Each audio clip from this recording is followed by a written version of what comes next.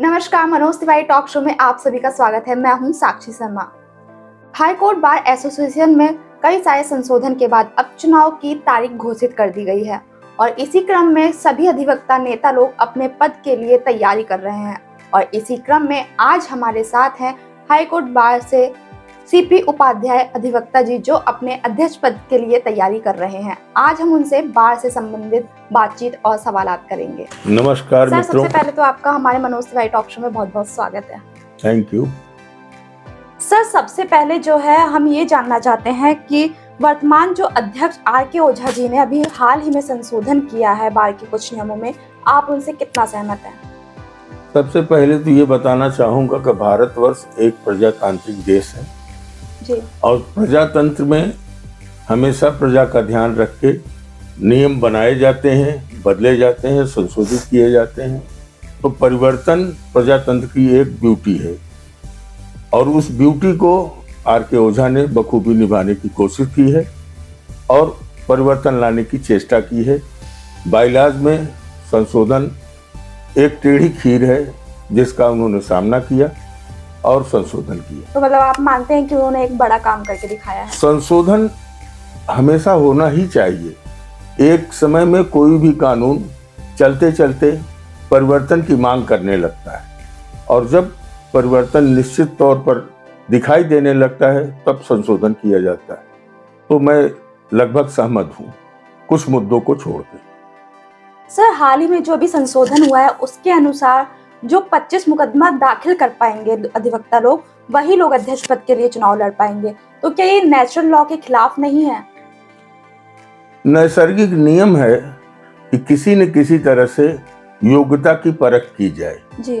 क्या वह व्यक्ति उस पद के योग्य है या नहीं, और उस योग्यता की परख के लिए मुकदमे की संख्या हो सकता है सही हो या गलत हो, इससे ज्यादा हो या कम होना चाहिए।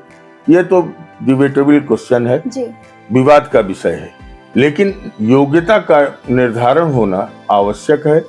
अतः 25 मुकदमे उचित सही प्रतीत होते। तो सर, जो अभी संशोधन आया उसके अनुसार अब किन किन व्यक्तियों को वोटिंग का अधिकार प्राप्त है? एज पर अमेंडेड बाइलॉज, जैसा कि हमारे बाइलॉज में प्रावधान किया गया है, प्रत्येक वह व्यक्ति जो 30 साल से अधिक की अवस्था का है वो मतदान का अधिकार रखता है। जिसकी प्रैक्टिस 30 साल से अधिक हो चुकी है वो मतदान का अधिकार रखता है। और उसके बाद दूसरी क्राइटेरिया जो बनाई गई है, जितने डिजिग्नेटेड सीनियर्स हैं उनको किसी मुकदमे की संख्या का कोई मतलब नहीं है, वो अपने निश्चित संख्या से बरी है और उनको मतदान देने का अधिकार है।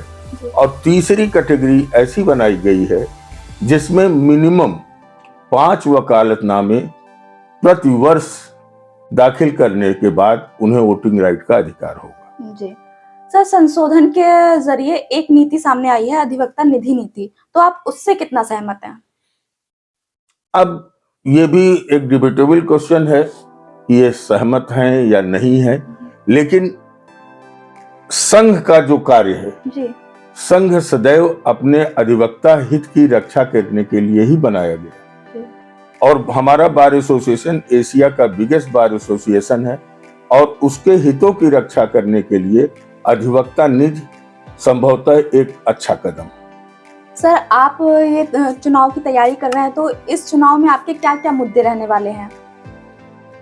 अगर इन शॉर्ट मैं संक्षेप में बताना चाहूं तो सबसे बड़ा मुद्दा हमारे साथ होने वाले दुर्व्यवहार का है, जिससे अधिवक्ताओं की सुरक्षा करना है। और उस सुरक्षा को हम प्राप्त तभी कर सकते हैं जब लाइव स्ट्रीमिंग अर्थात पारदर्शिता को ध्यान में रखा जाए। पारदर्शिता तभी संभव है जब हम और हमारे न्यायमूर्तिगण आमने सामने हो और उन दोनों को एक्ट को जनता भी देख सके और जनता देख के यह निर्णय ले सकती है कि वो कार्य जो आप उसका अधिवक्ता कर रहा है वो सही है या नहीं, या वह कार्य जो उसका न्यायमूर्ति कर रहा है उस आर्गुमेंट को सुनने के बाद वो कहां तक सही है। और आर्बिट्रेरीनेस का समापन होना चाहिए, जो हमारे साथ शोषण का एक प्रोसेस चलता है कि कभी कभी न्यायमूर्तिगण की तरफ से भी दबाव आता है कि तुम्हारा केस डिसाइड कर दूं, लाओ हमें दे दो, हम तुम्हारा केस अभी निस्तारित कर देते हैं। एक तरह की धमकी है और यह धमकी लाइव स्ट्रीमिंग से रोकी जा सकती है और दोनों ही अधिवक्ता और न्यायमूर्तिगण दोनों ही एक संयमित दायरे में रहकर अपना कार्य करेंगे। इसलिए मैं उसका पक्षधर हूं। दूसरा, जो हमारी अपनी सोच है कि हमारे यहाँ स्त्रियों की संख्या, लेडीज की संख्या अत्यधिक बढ़ गई है और जो लेडीज मतलब अभी जिनकी शादी नहीं हुई उनके लिए तो कोई बात नहीं, फिर भी साफ सफाई इसका ध्यान रखना जरूरी होता है। उसके साथ बहुत सी ऐसी लेडीज हैं जिनके बच्चे हैं, तो बेबी डे केयर टाइप की एक यूनिट की स्थापना की जाए जिससे कि कम से कम उनकी और उनके बच्चों की देखभाल हो सके। उसमें एक ट्रेंड इक्विप्ड दाई हो जो उनके बच्चों की देखभाल कर सके और उनकी देखरेख करे।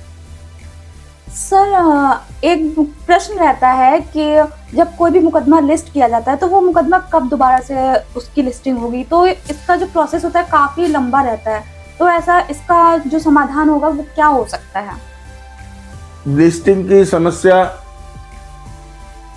स्वतः चीफ जस्टिस हमारे मुख्य न्यायमूर्ति महोदय देखते हैं कि उसको यथाशीघ्र फिर से लिस्ट किया जाए। लेकिन जो लिस्टिंग एप्लीकेशन पर डेट पड़ती है, अगर वह समय जज न्यायमूर्तिगण का बचा दिया जाए और हमारे यहाँ जो डिस्ट्रिक्ट जज से आए हुए अच्छे रजिस्ट्रार्स हैं उनको एक ड्यूटी डिप्यूट कर दी जाए, दे दी जाए कि अगर वो लिस्टिंग की समस्या को चाहें तो अब उसका पेरुजल करके पढ़ के उस पर नियत तिथि रखें और उस तिथि पर इंश्योर किया जाए कि वो मैटर लिस्ट होगा, तो शायद इस समस्या का समाधान हो। सर, बार बार एक प्रश्न चर्चा में आता है कि बेंच और बार का जो है सामंजस्य नहीं हो पाता है। अगर आप अध्यक्ष होते तो इसका क्या समाधान निकालते? बेंच और बार हमारे यहाँ बहुत पुरानी एक कहावत है, रथ के दो पहिए जी।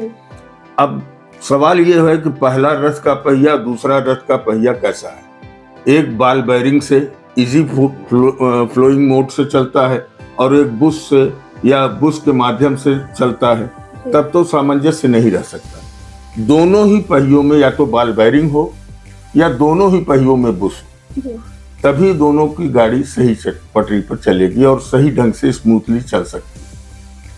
और सामंजस्य जहां तक है, कहीं ऐसे विवाद में किसी को दिखा हो, सामंजस्य सदैव था, है और रहेगा। अधिवक्ता न्यायमूर्ति दो नहीं है, एक ही है। देखने में दो जरूर है, उनके अंदर भी अधिवक्ता का हृदय होता है जिन्हें हम न्यायमूर्ति कहते हैं। एक और सवाल है बेंच से संबंधित। ये कहा जाता है कि एक ही समय पे अक्सर होता है कि एक ही अधिवक्ता को दो न्यायालयों में उनके कोर्ट में पेशी होती है, लेकिन उस समय उनको दिक्कतें आती हैं, तो ऐसे में बार की जो कार्यकारिणी है उनको क्या करना चाहिए इसमें सुधार? ये सवाल थोड़ा सा तत्काल समय में प्रासंगिक है, लेकिन ऐसा था नहीं। पुराने रूटीन के मुताबिक हमेशा रिवाइज होता था, हर मुकदमा हर कोर्ट रिवाइज करती थी और फर्स्ट राउंड में अगर नहीं पहुंच पाया तो सेकंड राउंड में पहुंच जाता है। जिस परंपरा को अभी विगत कुछ वर्षों से बहुत जबरदस्त तोड़ने की कोशिश की गई है, फर्स्ट राउंड कॉल आउट भी नहीं करते, यहाँ डायरेक्ट लगा दिया जाता फर्स्ट राउंड रिवाइज का, अर्थात एक ही राउंड आएगा। अगर वो वकील किसी कारण किसी कोर्ट में व्यस्त है, दूसरी कोर्ट को अटेंड नहीं कर पा रहा है, तो उसका अवसर खत्म हो जाता है और वो अवसर कभी कभी इतना खराब परिणति देता है, इतने परिस्थितियां इतनी खराब हो जाती हैं तो उसको फिर रिकवर वो नहीं कर पाता है। नतीजा ये होता है कि वो पता नहीं कब लिस्ट होगा, फिर उस पर कब आर्गुमेंट होगा, फिर उसके बाद उस पर कब निर्णय होगा, इसका कोई मियाद नहीं रह जाती और न ही मियाद रह जाती, न निश्चित किसी कोर्ट का नियम है कि नहीं इतने दिन बाद ही रिपीट हो जाए। इसलिए ये समस्या तो अभी वर्तमान में है। सर, अक्सर लोगों को कहते हुए सुना जाता है कि बार का जो चुनाव होता है उसमें 50 लाख से या फिर उससे ज्यादा भी रुपए खर्च हो जाता है, तो क्या इसकी रिकवरी उस हिसाब से हो पाती है? रिकवरी या 50 लाख ये आप लोगों की गणना है। मैं नहीं समझता हूँ कोई इसलिए पैसा खर्च करता है कि रिकवरी कर ले जी। या मैं नहीं समझता हूँ कि कोई इतना पैसा लगाए। जी। मैं तो ये जानता हूँ कि मैं एक साधारण वकील हूँ। जी। मैं अपने समय में जो कर सकता हूँ वो करता हूँ, वो अपने हृदय की खुशी के लिए करता हूँ, न कि इसलिए करता हूँ कि भाई 50 लाख रुपए खर्च होते हैं। ये गणित आप लोगों की है, आप लोग जानिए कि कहाँ से आप लोगों ने किसे कैलकुलेट किया, कैसे कैलकुलेट किया और किन मुद्दों पे इतना पैसा खर्च होता है, ये भी आप शायद कैलकुलेट की हो। जी। सर, आज जो अधिवक्ता हैं उनकी आप क्या क्या समस्याएं देख रहे हैं जो आप अध्यक्ष बनने के बाद उनका समाधान करने वाले हैं? देखिए, कहीं जो भी समस्या है तो समस्या है, लेकिन हर समस्या का एक निश्चित निदान है। कोई ऐसी समस्या नहीं है जिसका निदान न हो, और समस्या का निदान कोई एक दिन की चीज नहीं। समस्या है, हमारे तमाम तरह की समस्याएं हैं, वो एडवोकेट के बैठने की व्यवस्था से लेके उसके आर्गुमेंट तक, कोर्ट में जाने तक लेके सारे के बीच में समस्याएं हैं। उसको आप किस रूप में देखती हैं मैं नहीं जानता, लेकिन ये हम लोगों की दिनचर्या है। हम लोग उसको देखते हैं और कोशिश करते हैं कि अपने ही माध्यम से न्यायमूर्ति के जो रथ के 2 पहिए हैं, एक पहिए से हम लोग निवेदन करते हैं कि दूसरे पहिए को ये समस्या है उसका समाधान खोजे, और कोई न कोई रास्ता निकल जाता है और समाधान मिलता है। और उस समाधान से हम लोग अगर प्रभावित हैं, फायदे में हैं तो ठीक है, नहीं तो पुनः हम दोबारा प्रयास करते हैं। और ये निरंतर प्रयास है। समस्या है तो निरंतर प्रयास चाहिए, और प्रयास में एक संकल्प चाहिए। उस संकल्प के साथ अगर आप समस्या का निदान करेंगे, समस्या निश्चित उसका निदान होगा। सर, अधिवक्ता जो होता है, हम जैसा कि जानते हैं कि वो कोर्ट का एक अफसर होता है, लेकिन उसके बावजूद भी कभी-कभी देखा जाता है वो कई सारे अन्य तमाम कामों में शामिल होता है। तो आपको नहीं लगता कि उस पर रोक लगा देनी चाहिए? अब मैंने कहा ना, परिवर्तन एक प्रकृति का नियम है, परिवर्तन होना चाहिए, परिवर्तन हो रहा है। और हमारा अभी नया बायलॉज जो आया है उसका एक प्रतीक है, और उस प्रतीक के तहत जो कंडीशंस लगाई गई हैं, सुनने में तो लगता है कि प्रजातंत्र में ये सब नहीं होना चाहिए, लेकिन कुछ दुरुपयोग हो रहा है। उसको रोकने का और क्या मार्ग हो सकता है? हम कैसे चिन्हित करेंगे कि हम यह व्यक्ति रेगुलर अधिवक्ता है या दैनिक जीवन उसका अधिवक्ता के अतिरिक्त कुछ नहीं है? तो हम कोई न कोई एक क्लास देते हैं, लगाते हैं कि हम अपने अधिवक्ता, वास्तविक अधिवक्ता को चयनित करें और उसको चिन्हित करके हम समस्या का निदान करें।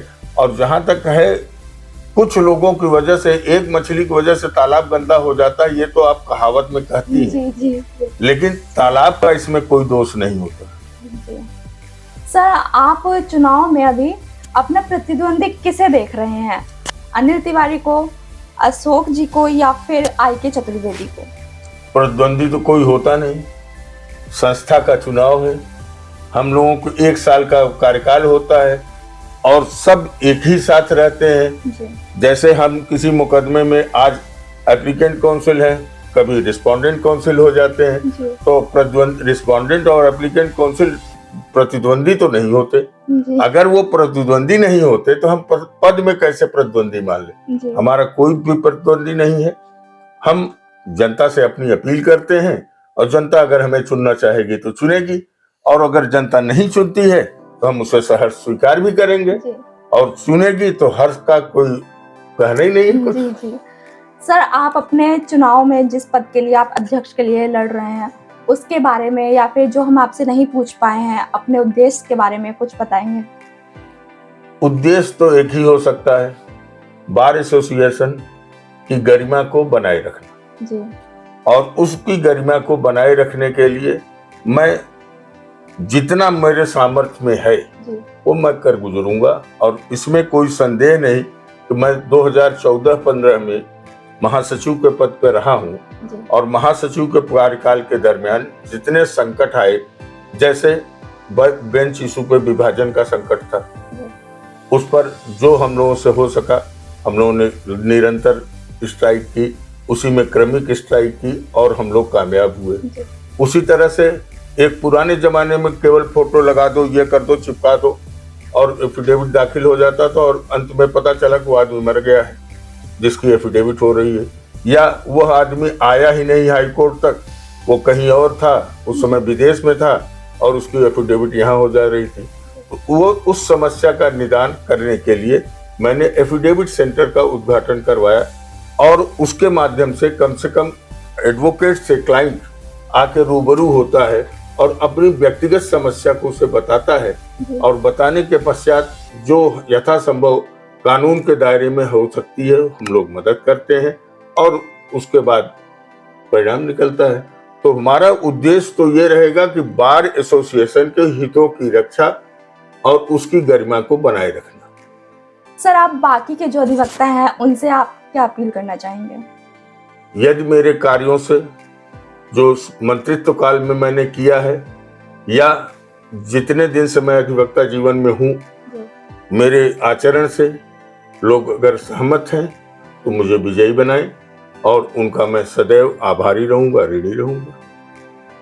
सर, आपने हमें अपना कीमती समय दिया, उसके लिए बहुत बहुत धन्यवाद। आपने हमारे मनोज टॉक शो में भाग लिया, बहुत खुशी हुई। धन्यवाद। तो जैसा कि आप सबने देखा, आज हमारे साथ थे हाई कोर्ट बार एसोसिएशन की तरफ से अध्यक्ष पद के प्रत्याशी डॉक्टर सीपी उपाध्याय जी, जिन्होंने हमें बताया कि यदि वो अध्यक्ष बनते हैं तो वो आने वाले समय में अधिवक्ताओं की समस्याओं का कैसे निदान और समाधान करेंगे। ऐसे ही हम कई सारे गणमान्य लोगों से मुलाकात करते रहेंगे। तब तक के लिए आप देखते रहिए हमारा मनोज तिवारी टॉक शो। धन्यवाद।